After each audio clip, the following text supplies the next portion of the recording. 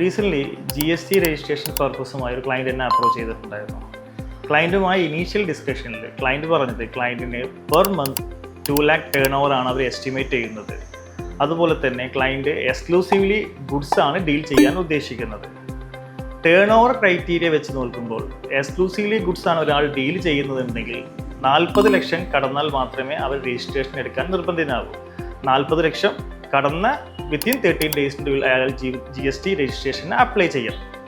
തുടർ ചർച്ചയിൽ ക്ലയൻറ്റ് പറഞ്ഞത് ക്ലയൻറ്റ് ഈ ഗുഡ്സ് എല്ലാം വിൽക്കാൻ ഉദ്ദേശിക്കുന്നത് ആമസോൺ, ഫ്ലിപ്കാർട്ട് പോലെയുള്ള ഇ-കൊമേഴ്സ് ഓപ്പറേറ്റർ ത്രൂ ആണ് വിൽക്കാൻ ഉദ്ദേശിക്കുന്നത്. GSTയിലെ CGS ആക്ടിലെ സെക്ഷൻ 24 അപ്ലൈ ആവുന്നത് ഈ കേസിലാണ്. സെക്ഷൻ 24 പറയുന്നത് ഒരു supplier e-commerce operator through sale ചെയ്യുകയാണെങ്കിൽ അയാൾ GST രജിസ്ട്രേഷൻ നിർബന്ധമായും മാൻഡേറ്ററി ആയി എടുക്കേണ്ടതാണ്. അപ്പോൾ GST രജിസ്ട്രേഷനുമായി നമ്മൾ നോക്കുന്ന ടൈമിൽ ടേൺ ഓവർ ക്രൈറ്റീരിയ മാത്രമല്ല നോക്കേണ്ടത്, ബാക്കിയുള്ള നിയമങ്ങളും ശ്രദ്ധിക്കേണ്ടതാണ്.